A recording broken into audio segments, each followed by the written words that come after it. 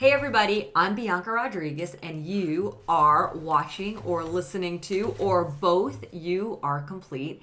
I am here with Tamer Kattan. That's me. He is a writer, a stand-up comedian, and an actor. And we're here to talk about the intersection between spirituality, creativity, and purpose. So welcome to my very dear friend. I will say this guy has one of my favorite brains in the entire world. He also has a very big, wonderful, beautiful heart, but the guy is brilliant. And he's going to talk to us a little bit about his journey and how he's gotten here. Thanks. So welcome, Tease. Thanks a lot. Hi. Thanks. That's so nice. That's really nice of you to say that. So thanks. Yeah, thanks for having me on. I think it's cool. I love the topic of the podcast. I think it's great. Thank you. It came to me in a vision. Like in a tent, in a tent after drinking some weird liquid. No, I've just been writing, Yeah. and it just came to me, and it sounded right. That's great.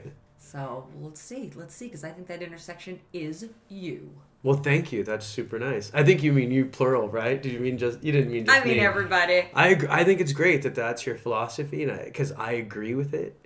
Like especially now, like you remember me when I worked in advertising. That's right. Right? That's like where we met.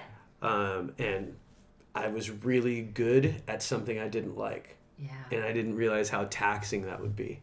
That is such a good point. I think people think if they're good at something, they should just do it. Yeah, exactly. There's a woman named Danielle Laporte, and she says, do the things that light you up. Yeah. And the things that you procrastinate on doing, like, don't beat yourself up. That's a roadmap that tells you, like, that's not your jam. Yeah. And she also says if things light you up and you're not that good at them, like, that's okay. Like, that's still part of your I your agree. thing. So how did you make this transition? How did you get here? It's kind of a crazy answer. Like a lot of people ask that question, right? When they find out I've been doing comedy for 5 years, they go, what made you do it? And the answer is going to sound bad, but it's my dad dying. That was really it. Like now I understand that it really was that. I started looking for something after my dad died because my dad was like a GPS system. And if your GPS system breaks or gets pulled out of your car, then you have to start relying on your own instincts and you have to relearn the city again. You have to learn it the way you used to know it, or before GPS, or you have to start learning to live without one. And so that was me. I stopped looking at I didn't realize how many things I did just to make my dad happy. I didn't realize how addicted I was to my dad's approval. Wow. Until he passed away, and then I started looking for things that light me up. That made me happy, and I think I've always had an issue with identity, because my parents were mixed religion, and when you immigrate from another country, people in America are like, well, I've been here since I was born, you got here when you were 8, you're not as good as me. It's silly, right? It's silly, like the things that people will say, but I've always had issues with identity. But when it came to comedy, if comedy was one of the labels, or a funny person was one of the labels, then I was like, there was no doubt. That fits. That's exactly that's what I've always been my whole life. I've always been sort of the funny person. But then comedy actually scared me because I felt like being funny is like being tall, but being good at stand-up is like learning to play basketball. Yes. So funny wasn't enough. It just said funny means I'm tall enough to play the game. Right. But it didn't mean that I knew how to dribble or pass or shoot or score or anything. So I had to go through this really scary period where I might have had... So scary. Yeah, where I might have... If I failed at comedy, to me, I wasn't just failing at comedy. I was going to lose the one thing that I thought was a part of my identity. Wow. Right? It's so much different than acting. Because I heard... I can't remember which comic said this. Mike Birbiglia is his name. And he said, when you're an actor and people watch a performance and they don't like the performance, they go, I didn't like the story, I didn't like the directing, I didn't like this, I didn't like that. Right. But when you're a comic and you don't have a good set, people are essentially saying, I don't like you. Yeah, exactly. I don't like you. Yeah. Throw tomatoes. So you gamble emotionally with stand-up. Or at least for me, it was a gamble. Courage. Yeah. Well, especially, too, because of what you're saying. Like, that was the only part of your identity that you connected to, which... I mean, I think that's so, so profound because people, come in, and especially if, you're born here, it's like, a lot of the time, like, you just kind of know where you fit. You're like, Yeah. I'm American, I'm a daughter, I'm a sister, I'm this. And it was like, you're an only child. Yeah. Your parents were from two different places. Even they weren't supposed to fit together from what I remember. Exactly. And then you came here and you have a unique look, and then you kind of look different. Didn't you, like, people always like, what are you, Mexican, or what are you this, or what are you that? No, people can't figure it out. Yeah. And then you had an accent, and then your clothes were weird. Yeah. People don't realize how much a schoolyard resembles a prison yard. If you're Kids the new are person, mean. you got to pick your gang. Are you gonna be with the racist white kids, the black kids, the Mexican kids, especially Hollywood in the late 70s? Like, it was like walking out into a prison yard, and if you didn't have a group that you associated with, you were prone to being bullied and beat up and picked on. And I imagine the way that you connected with the other kids was by being funny. That was probably Eventually. one time. Eventually. Oh, not right off. Yeah. I had to learn. Okay. I had to learn that. Like, I don't remember what therapist, was it Freud who said comedy is a weapon of the underdog? I don't remember who. I think it's Freud. Okay. He said comedy is a weapon of the underdog, and when the first time I heard that, I was like, whoa, because it was such a truth for me. Like, the neighborhood I lived in had these things called dozens, playing the dirty dozens. Do you know that phrase? This is such, like, it's crazy how deeply connected to, like, modern day comedy it is. Playing the dirty dozens is what you see in battle rapping today. Two people face off and they start making fun of each other back and forth. Oh, yeah, I've seen right? that. Eminem in 8 Mile, battle rapping. Yeah. The street version of that is called the Dirty Dozens. The reason why it's called the Dirty Dozens is from slavery. Really? They used to sell slaves one at a time unless there was something wrong with you. A hair lip or a weird arm or a limp, and then they'd sell those slaves by the dozen in a cage, and they'd make fun of each other in the cage. That's where, like, your mama sewed this joke, your mama sewed that, your mama. Those jokes all came from 12 slaves in a cage. And talk about survival. Yeah, it shows that comedy was a release. Wow. It's like a release of tension. And you could feel it as a comedian. There's a difference between people that want to laugh and people that need to laugh. Like, I play Comedy Store all the time, but it's nothing like the applause I got when I performed in Afghanistan for the troops. Like, those guys and women, oh my God, like, it was the most amazing laughter you'd ever experience anywhere. Yeah. So it's so healing. So it was your way of kind of fitting in, but you also had a gift for it. And I imagine that you slash people during the Dirty Dozen because that brain of yours is very quick. So it was probably like a way that you got probably too got good. Clout. I got too good at the Dirty Dozens, and then a kid beat me up. And then he kept beating me up every day. And then finally on the last day, he said, "Come here." And I'm like, "No." And he goes, "If you stop making fun of me, I'll stop beating you up." And that was the moment where I went, okay, I'm a comedian. I'm a comic, because I need this to protect me. Yeah. You know, and I felt like this is something I have that I can... And you were like, how old? 9. Wow. And then what'd you do with that? Like, how did it develop from 9 on? It was a weird thing. Like, I had a really hard time making friends, you know? Like, you come from one culture to another, especially Arab, to... You know, a lot of people think being Middle Eastern was hard after 9/11. But before 9/11, I remember... There's no awareness. Well, no, there was actually. There was always negative with right. the Arabic community. So way before terrorism, the news would be on. They talk about gas prices being high. And I go to school and I get jumped.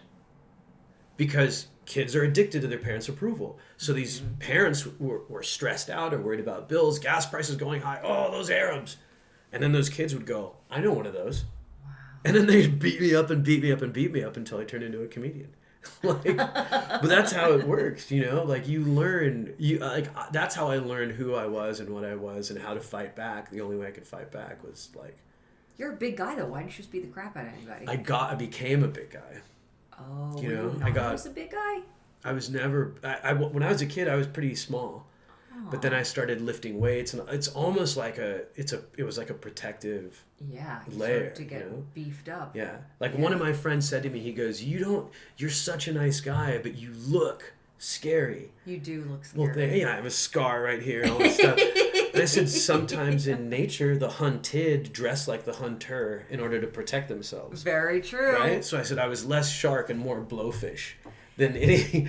It wasn't, I'm going to get you. It was, leave me alone. Yeah. And that's what I found in stand-up is when I talk about being abused or being picked on, there'll be the toughest looking guys in the audience that come up to me after and go, I was abused too. And I go, oh, that's our secret. That we both know the tougher a guy looks, the safer he feels. So you might be meeting a guy that looks that way because he's really tough, or you might be meeting a guy that looks that way because he was really, really scared at one point, and he's might be the opposite of what you think. It makes a lot of sense. I believe that, we're trying to protect ourselves. Yeah, sure. Especially kids, and especially if you're in a situation that's, anyway, abusive or scary, or, even if you're not, I just feel like we're all walking around trying to, like, defense mechanisms, which is, like, right what Freud did talk all about. Yeah. It's like comedy, projection, denial, all this kind of stuff. I'm reading this book right now that's talking about, like, the history of humanity, and it talks about why we're so anxious and why we're so dangerous to the planet. It said because What is the name of this book? It's called Sapiens. Okay. Like Homo sapiens. Yeah. And it changes your eyes. It makes us look at everything differently. I gotta read this it's now. It's so good. We may have to come back and do another one based on the book, guys. Sure, it's really good. So here's the point that blew me away when all this stuff was happening in the news about terrorism and the Paris attacks and all this stuff. It's heartbreaking. Yeah. And so I'm reading this book, and it talked. This one chapter was like, why are humans so devastating to themselves and to the planet? And it said because other animals that were top of the food chain, on their way to the top of the food chain, it took a long time to get there for lions and sharks to get to the top of the food chain. And in that time, the ecosystem had time to create checks and balances so that the lion and the shark couldn't devastate the environment, right? So as the lion got more aggressive, the gazelle got faster. And as the lion got more aggressive, the rhinoceros got more moody. And things like that. And a hyena became more cooperative. I'll eat after the lion, eat that type of a thing. Yes. So all those checks and balances. They start to adapt. Exactly. I get it. And same in the ocean with sharks. But with humans, we went from middle of the food chain to top of the food chain so quickly when we invented fire that we didn't have time to have the ecosystem create checks and balances. So we're devastating to the environment. And lions and sharks and other animals that are top of the food chain, super majestic. They're confident. They're like, I'm the leader, not afraid of anything. Yeah. I'm not going to overeat. I'm not going to gorge because I'm not afraid. Humans aren't majestic. No. We're top of the food chain, but we're terrifying. We're scared. We gorge because our brain, we're top of the food chain animals without top of the food chain ability. A middle of the food chain animal could rip me to shreds. A chimp could rip me to shreds. But I'm top of the food chain because of this environment that we created. But it's a gnarly book because it changes like the way you look at everything. The reason why we're not leaders, we're scared leaders. Those are the worst. That's are the worst. Yeah, because when you have all that power and you're coming from a place of fear, you just make a lot of stupid decisions. Yeah. I mean, it's like, your brain doesn't even work properly when you're in fear. I mean, It would be good to run away from a lion, but to make big decisions about your life, when there's not that threat of death, it's like, just wreaking havoc. Yeah, man, it's wreaking scary. havoc. Yeah. What made you pick up that book? Like when things affect, I like to try to do something proactive if something's affecting me negatively. And so all the stuff that's been happening with terrorism and the increased racism towards, Muslim people, Donald Trump saying things like tagging Muslims and all this stuff. Like, I'm not even Muslim, but I did grow up with a Muslim dad and a Coptic Orthodox mom with Jewish people in her family. It was really hard for me to demonize any one religion, And also when I was a kid, I got bit by a dog in the face and I had to wear an eye patch for a year. And the kids made fun of me and called me a pirate and all this stuff. So I'd always sit alone in the library to avoid getting jumped on the way home. I'd just wait in the library for as long as I could and then leave and hopefully the bullies would be gone. But I read every book I could on pirates that they had for kids, right? But then the children's books ended and I started reading adult books. And the adult books were like, pirates aren't actually bad people. The reason why they have peg legs and hook hands is because they're survivors of wars. They're military veterans. They went out to defend England. And they came home with hook hands and peg legs, and the English government said, sorry, we don't have any jobs for you. Wow. So they did the only thing they knew how to do. They sailed and they fought. And they had bylaws, and they were really civil, but Hollywood turned them into this crazy story. And the mythology of pirates grew and eclipsed the reality of pirates. It's so much more fun. Yeah. And so for me, at that age, I like looked at pirates and I'm like, these are good guys. They're being treated like bad guys. Which is how you felt. Which is how I felt. Oh my God, so you completely related and found your identity in that. And I did it in my family all the time. If I was with Muslim people in my family, I'd defend Christian and Jewish people. If I was with Christian and Jewish people, I'd defend Muslim people, saying it's not about these like fictions, shared fictions that we create. Like that person believes in this God or that person believes in good God, that God, whatever. I was always the person that was normalizing things that have been demonized, and that's what kind of like that's what made me read the book or get that book, is because the terrorism stuff that was happening and my fear for. My mom has an accent. I don't anymore. So I'm like an undercover brother. It's hard for people. A lot of times people say racist stuff about Arabs in front of me, and then I'll have to correct them. Yeah. But in front of my mom, I mean, one time a guy asked my mom, "Where are you from?" And she goes, "Dallas." Which is so funny. She's awesome. And she made it a joke, and I laughed. But then after, I was like, "Hey, why'd you say that? Why'd you say Dallas?" And she goes, "Oh, I don't know. Just joking." And well, no, really. Yeah. And she's like, because you don't know what kind of a person is asking. Wow. And that sucks. That really we sucks. left Egypt because we were fearful of like people used to paint red crosses on our door, right? And my dad would get a towel filled with gas to rub the paint off. And then it would happen so much that there was no more paint in the middle of our front door from how many times we had to wipe the paint off. So that not everybody knew our religion. Who cares? You know what I mean? But they mistreated people of a different religion. And then we come to America, and all these years later, for my mom to tell me, I'm worried about someone asking me where my accent's from, I'm like, no way. We worked way too hard, gave up way too much, and earned way too much to have America act like Egypt. That's bullshit. And I'd be the worst comedian in the world if I didn't talk about it in my comedy. And so I've been reading a lot about just like humanity and culture and racism and a lot of stuff on feminism too lately. And it's just been, if I'm going to speak about that stuff on comedy, I want to make sure that I come from an informed place so that I'm making people laugh, but I also don't want to bring attention to something and be wrong about it. Because that means you're part of the problem. Do you feel like you also like educate people in a way?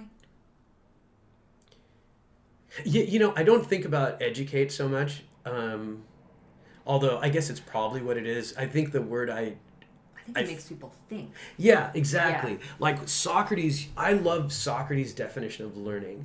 He said we don't really learn. When we're born, we know everything. So when you're learning, you're actually just remembering.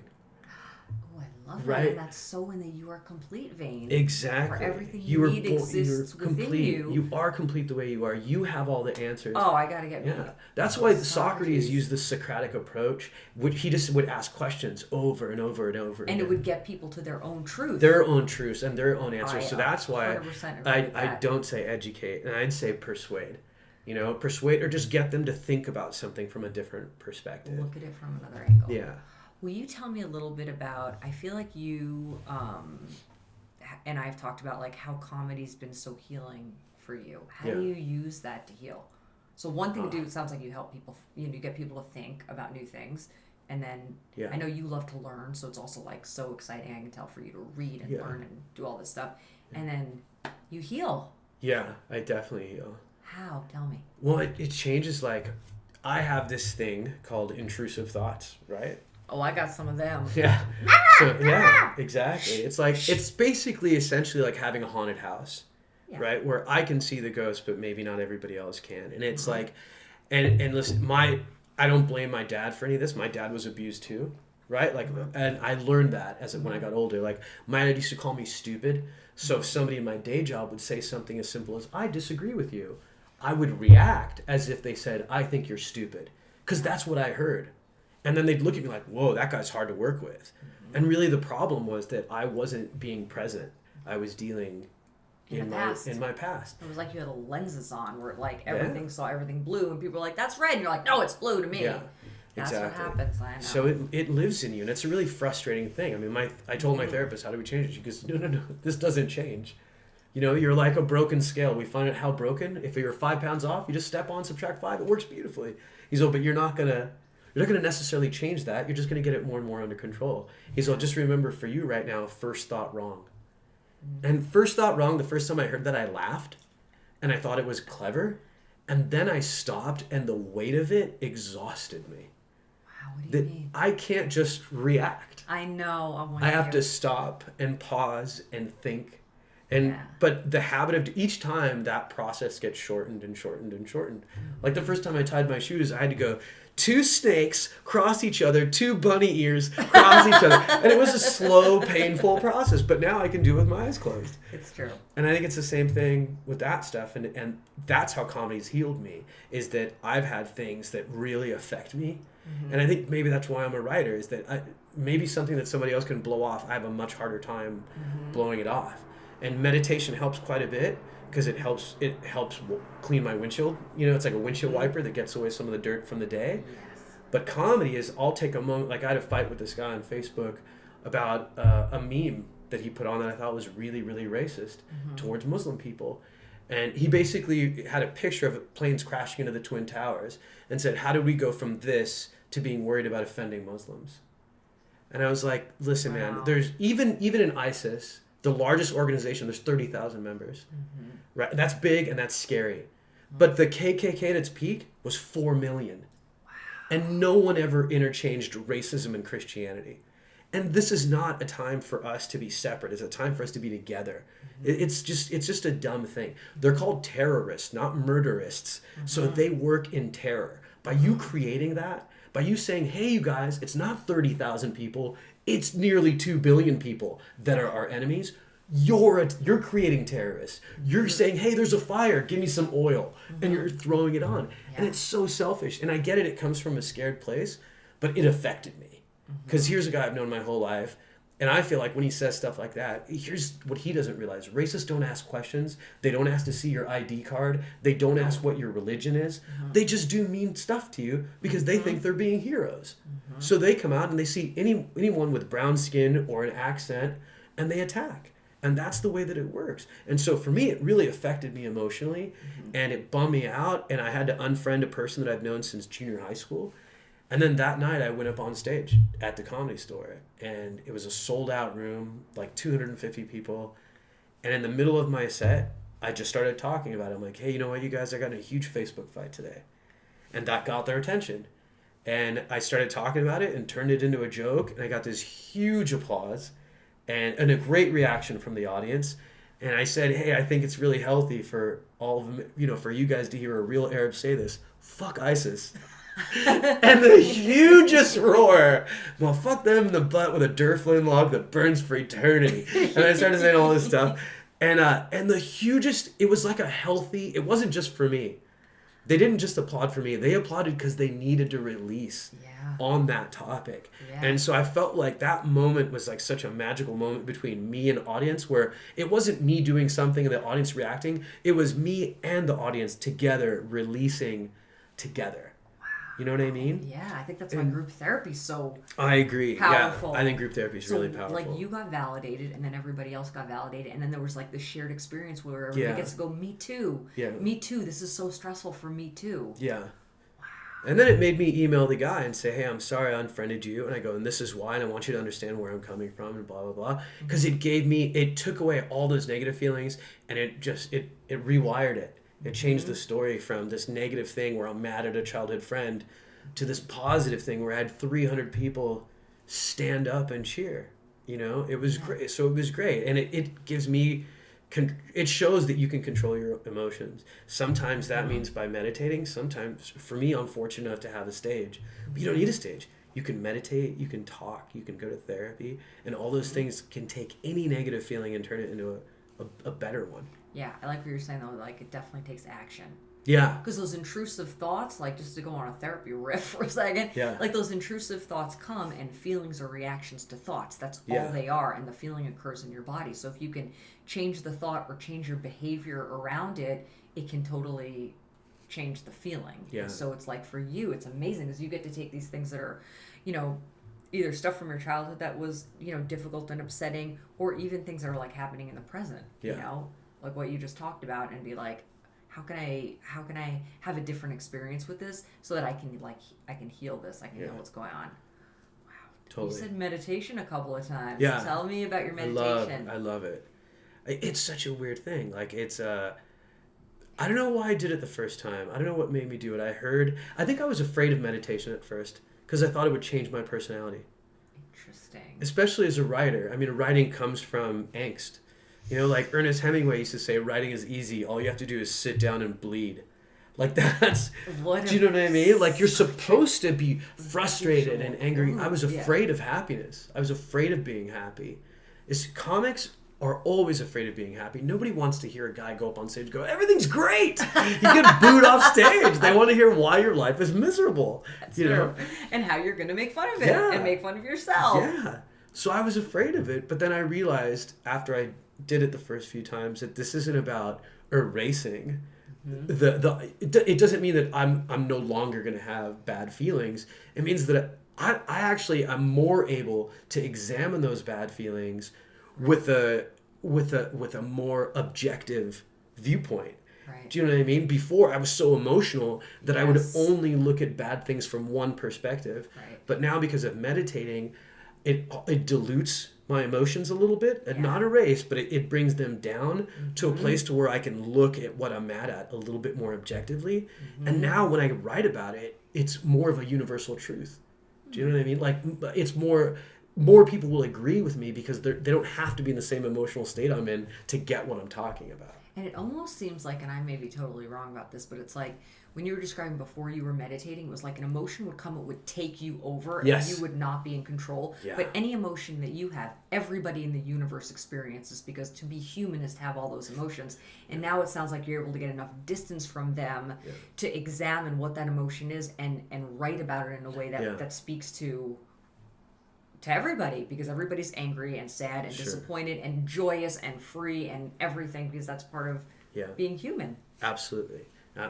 Yeah, there was a great Russian acting coach, Stanislavski, and he said that which is most personal is most universal. Wow. Like what a great, like talk about like being inspired to write about things that make you uncomfortable. Whatever is most personal is most universal. So it changes you. It changes your skin. Like I feel like a nudist in a really weird way. You know what I mean? But from the inside. Yeah, because you go on stage and you're like, or when you're writing and you're like, here's everything. Yeah. Here's everything. Let me ask this. Do you pray? No. Okay. Because I have a big thing right now with prayer being a dialogue between you and God or your higher power, where you rip your chest open and you're like, this is everything. Yeah. But in a way, it's like, you do that, but you do that like with humanity. You just are constantly ripping open your chest and being like, look at this. Yeah. Look at this. And other people get to witness it. Because I think there's something so healing in that. Where it's like we have to not hide the darkest parts. It's like we have to put that on the altar and go, here. I agree. Look at this. I This agree. is here. Yeah. And I think that's awesome. And I wish I could pray. I want to believe in God. I'm not an atheist that's like, I'm an atheist and all of you guys are wrong. I'm the other way. I wish I could believe. But like, I think because I studied social psychology and like, I read these things that just like stick in my head, like human beings are designed to be in packs of 100, maybe 150, maybe. After that, all sense of order and structure fades because it's too big to be afraid of that guy. There's too many of you now, right? So then how did we grow? We created shared fictions. It was the reason to create stories, right? Maybe religions. And I'm not saying this is definitely it. I'm just saying this is the philosophy that's influenced me the most. So when you create these false fictions, now you can have a guy who lives in Italy and a guy that lives in Jersey, and they both will cooperate because they believe in the same shared fiction, even though they don't have any proof of its truth. And those go everywhere from like, the very first societal structures like superiors and commoners and slaves. And those things were all false. That's all BS. Like they just made those things up and they did it to create control a sense of order when really it's like exactly. There's the natural order, the laws of the universe. One of my favorite definitions of truth is that which does not change. That which does not change. Isn't that just rad, man? I like that. Truth. The truth is that which does not change. Yeah. It's like an absolute, yeah. So tell me, when you meditate, I get the sense that you get this sort of distance, from your feelings. Do you feel like you like tap in? I know we're talking about purpose and it sounds to me like you feel like you're really in your purpose when you're writing your comedy. Like, does that flow from anywhere else? Where does it come from? For the comedy? Mm-hmm. You know, it's really weird. I feel like I'm more in tune with my emotions for the first time. And for a man, that's weird. Because we've been taught for so long to repress. Mm-hmm. I feel like my relationship with my emotions now is maybe like similar to the way a woman would feel who finally loves her own body. Do you know what I mean? Like, I'm not ashamed of my feelings anymore. Yeah. I'm not ashamed of those things. I know some of my feelings might be unattractive to some people, but F those people. I'm a big plus size model of emotion. Do you know what I mean? It's foreign territory for me. It's foreign. I do feel like a big girl that's learning to love herself, like when it comes to my emotions, you know? So it's, what was the initial question about this stuff? I forgot. Oh, the question was, sorry. you know, when I talk to a lot of different, you know, creative people, Yeah. you know, they say that when they feel like they're either on stage or they're writing or whatever their, you know, medium is, like for me, it's dancing or talking and doing this stuff, it almost feels like you're connected to something else. And it's just like, it's just flowing out of you. Yeah. Like there's some divine, something's happening there. Yeah. Do you relate to that feeling? No. No. See, because it's like this. It's because I do spiritually, yes. Okay. And connected with other people, yes. Okay. I definitely feel that way. There's moments where I feel like I could say anything right now and they're going to go with me. Right. But like the notion of a greater God is still hard for me. It's hard for me because I've had so many negative experiences with it. Mm-hmm. So it's like a friend telling me this restaurant's amazing, and I go, yeah, but I've had food poisoning there twice. Do you know what I mean? So Will you tell me how has God poisoned you? Or I've had experiences of it? See, it's not God. It's the human interpretation of God that's scary, and it's hard for me to separate where God ends and humans begin. That's my issue. Like, I had a friend. This is an adult man with a degree, right? And he said, and he was because I tell my religious friends I want to be convinced, and I'm not doing this as a teaser game. I do, make me believe, help me. And he kept saying Jesus said this and Jesus said that and Jesus said this, and I go, hey, just so you know, Jesus never spoke English. And then he just looked at me and I go, Alma, if you love Jesus and you really want to know the words that he said, why don't you learn Aramaic? That's the language he spoke. Like when I was in Sweden, I lived in Sweden 6 years, and I wanted to learn Swedish. I'd watch old episodes of Magnum P.I. with Swedish subtitles. And in the beginning, it helped me a lot. But after a year, I'm like, that's not the right word. That word's not exactly right. That's not the best translation. People make mistakes. Yeah. So at best, what we're working on is the translation of what Jesus said, unless you speak Aramaic. So if you're giving me the translation, well, now here come human motivations. And so I don't know where God ends and humans begin. I believe in a God, so that's why I don't think I can be like a complete atheist, but I just don't believe in any of the documentation we have about God right now. And I do think it's as easy to say, that old joke. I've seen one word be off on a, Magnum P.I. TV show in Sweden. What if God said, I hate figs, not fags? And these guys are like, oh, gay people, blah, blah, blah, blah, blah. And it's one letter off. Do you know what I mean?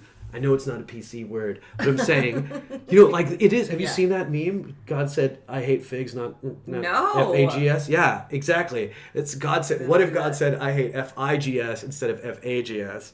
Which is, it's just a dumb joke. Yeah. But we are dealing in translations. And for me, I look at Santa Claus, right? And Santa Claus is a great story to control kids. It's a bearded man way up in the north. He knows everything that you do. Right? Knows everything about you. Yeah. Now there's an elf on the shelf because it was that wasn't believable enough. So now we've got this little guy in the house who's keeping eyes on you. Exactly. So when I was a kid, I actually used to think that Santa Claus was old Jesus. I thought Jesus got fat and moved to the north. I didn't know. And so for me, there's that conundrum. And again, I'm really not saying this disrespectfully to anybody that is religious. And I really want to believe. Yeah. But I'm when I hear the politicians talking about, I don't believe them. Yeah. I don't believe that they really believe in God, but I've seen people in my neighborhood that do, and I really believe them, and I'm envious of them because I think they have this extra gear and this extra tank of fuel that is so inspiring to me, but I don't have it. But you did mention the word spirituality. Do you have would you define that? Because I believe in God, but I don't know anything about him or her or whatever. Yeah. I think something did this, but I don't, but I also believe in science, but science is twisted too. That's the thing that people can't forget is they go, a lot of these atheists are like, science, science, science. I'm like, yeah, science, the one that, told us that measuring an African-American head, that we are smarter than they are. And like lobotomies for mental illness, like science, what's happening not that long ago. Exactly. Science can be manipulated. It's like when humans are involved, there's an error. Like there's so much potential for error. Yeah. But what I love about this conversation is that, one of the reasons I wanted to start this and I do this work is because I think when we start to explore spirituality, it's all about the questions. Yeah. Because you can't start exploring spirituality and not have 800 questions come up about what is this thing? Yeah. What are we going to call it? What is it doing here, right? And that's not even bringing in the religion piece where that'll blow up so many more questions. But I'm glad we're here. Maybe the together. questions are better than the answers, Maybe we don't always need an answer. I like that. Like I really don't think you need an answer to believe in something, right? Because you and I don't have the answer. We're both saying there's something greater. There's this, I don't know what it is. And we both believe that it exists, but we don't have... Yeah. We don't... Like, I can't draw you a picture of it. I can't quantify it for you, but... Yeah. So, maybe it's not the answer. Yeah. I want it to be, though. I wish it could be. Yeah. It'd be nice. I'd love to meet him or her. If you're up there... Send me a text or something. Do you believe that part of whatever this thing is lives inside you? 100%. Yeah. More, I believe in that more Yeah. than outward. Yeah.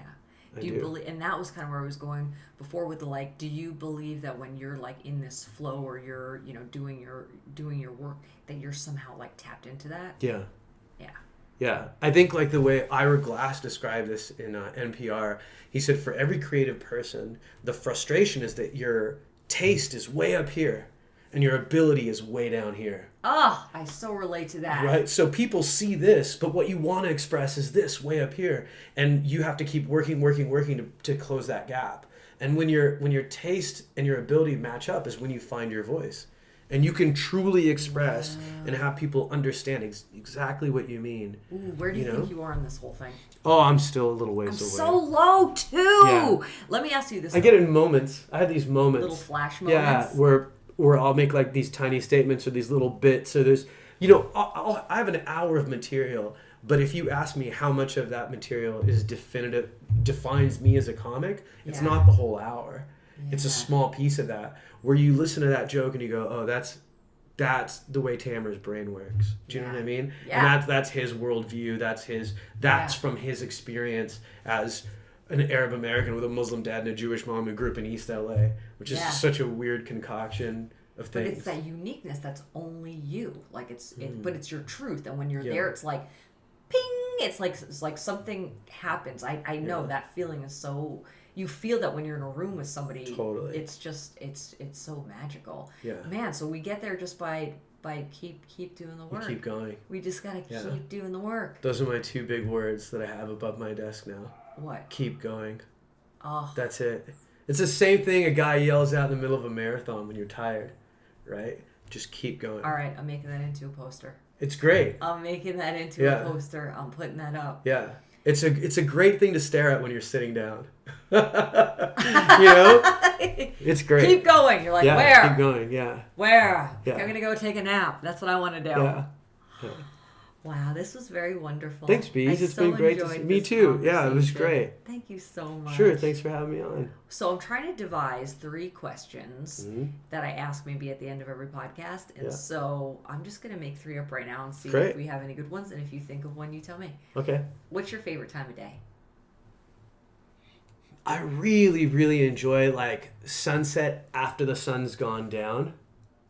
I think a lot of people watch the sun setting. I like to turn around and watch the sky turning pink and red, and It's like, it's nice. It's almost like nature going, here's what I did today. And it's like this list of things. It's like, you know what I mean?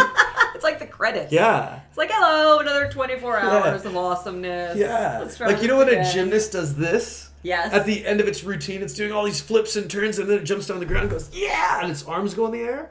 That's what I think the day is doing with the sunset. A sunset is like, yeah, look at that! And everybody's like, yes! Very well. Well done. Bravo! What a beautiful sunset. And then you're looking at them walk away? Yeah, and then I go, thank you, and then I go 9 or 10, and you grade the sunset, like at the end of a gymnast. Nice. Yeah, I love, like in Spain, there's a big thing in Spain. People watch the sunset. When it goes down, they all applaud. And I just thought that's the sweetest thing. That's so brilliant. Yeah, it's a really cool thing. All right, I like it.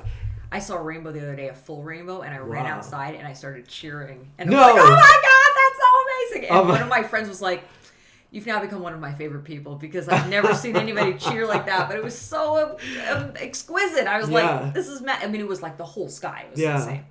All right, I think I have a really good second question, but it kind of went, ooh, if you could be one word, what word would it be? One word? One word to just be you. Oh, man. How can I do one phrase? Is that cheating too much? Try it. We're new. I'm doing it. Yeah, testing it out. One word is super hard for me. Maybe tenacity, if I had to pick one word. Okay. And then I think I would use keep going as a phrase. Like, I think I'm very good at failing my way forward. You know, like I learn very little from observing mistakes, which is actually, I think it's more feminine than male. Women, that's why women are so much smarter than men. You guys can observe that's right. a mistake and be like, hey, don't do that. Yeah. But if a guy came up to me and said, hey, don't touch fire, he's very likely has a scar on his hand. Do you know what I mean? Yeah. He very likely has a burn. Yeah. If a woman tells me, hey, don't touch fire, she saw a guy burn. So, do you know? But for guys, like, I think I'm that way. Like, I'm very much a learn from my mistakes type of a guy. I gotta tell you, there's a special breed of woman to which I am one where I've just got to go barreling head first and be like, ow, okay, that just happened. Oh, that's great. That just happened. So, you're not alone. That's all right, good. my last question is going to be, what's on your bedside table? What's on your nightstand? Oh, this is really weird. I just re-picked up Fahrenheit 451, Ray Bradbury. And it's a classic old book, but it's basically about Fahrenheit 451 is the temperature that books get burned at. And so it's Ray Bradbury writing about this distant future, but it's so similar to what we're living right now. You know, that people have stopped, you know, that you're not supposed to have free thought and books are being burned and you're not supposed to question authority. And it's just I love books like that because, like, it's so attached to, like, a time period, but it could be new again. And Fahrenheit 451 for me is new again. You know, same with Animal Farm. Like, that's such a great book. And it's like when I hear people saying, you know, Muslims are bad, it reminds me of the line of the book when all the animals went, 2 legs bad, 4 legs good. You know what I mean? Yeah. So I'm reading some classics and then also Sapiens. And the reason why it's called Sapiens is because it's specific to one kind of human. Because there was more than one kind of human. That's right, back then. And even that notion freaked me out. That there were 6 different breeds of us. Oh my God! I'm gonna have that to get we're the this only book. one that survived. So intrigued. Yeah, I'm it's so intrigued. Okay, maybe we'll have to do another cast. Sure. I'll read the book. You read the book. We'll come back. It's and we'll great. Discuss. You'll love it. We'll have coffee talk. It's no big. Coffee talk. Coffee talk with a book. Barbara. That was our. That's our invisible assistant that we call on sometimes when we need things. We had a road trip from LA to Chicago. Yep. And we were going insane. And so we created an imaginary secretary, and then we'd leave each other messages that we could, sitting right next to each other. Barbara, tell Bianca she's eating all the vanilla wafers, and that I'm getting sick of it. Barbara. Oh my God. I'm telling you, this guy, I would be happy to be trapped in a refrigerator box with for a long period of time. Till we die. What do you do? Yep. Because you are just so funny. Thank you. So You're funny. awesome. Thanks. All right, where can they find you? If people want to know more about Tamer Sure. Kattan, where? TamerKattan.com. It's the best place. It's firstname, lastname.com. And that's my website. It has like all show dates. And then I've got some stuff coming on TV soon. Woo! Fingers crossed. But, and that'll probably be on Facebook or stuff. But Not that you Tamer need it. Kattan is the best place. Not that you need the fingers crossed. I do. I like You're luck. here. Luck is You're good. here. You're here. I'm trying. Twitter, Tamer Kattan. Tamer Kattan. Periscope, Tamer Kattan. Instagram, Tamer Tamer Cat. Kattan. Tamer Cat. With a K though. All right, Yeah. guys, this is Tamer with a Tamer. Kattan. Kattan. You got and it. I can be found at youarecomplete.com. You are complete on Instagram. You are complete on Twitter. And you are still complete on Periscope. Thank you so much for joining us. I hope you guys enjoyed this as much as I did. And please remember that you are complete, you are whole, and you are miraculous. Thanks. Bye. It was great, Bees. Yay. It was fun. it. Yeah, it was great.